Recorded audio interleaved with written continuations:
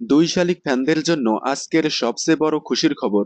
দুই শালিক গত 30শে সেপ্টেম্বর থেকে বিকেল 5:30 স্লটে পথ চলা শুরু করে।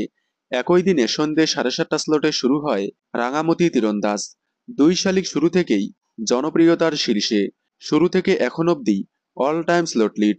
দুই শালিক প্রত্যেক সপ্তাহেই জমজমাট এপিসোড দিয়ে টিআরপিতে অপোজিট ধারাবাহিকে থেকে অনেকটাই এগিয়ে থাকে। বিকেল 5:30 স্লটে থেকেও সর্বোচ্চ 5.2 টিআরপি দিয়েছে দুই শালিক। তবে যাই হোক, দুই শালিক ফ্যানদের জন্য আজকের সবচেয়ে বড় খুশির খবর হলো দুই শালিক দেখতে দেখতে আজ 100 পর্বে পা দিল।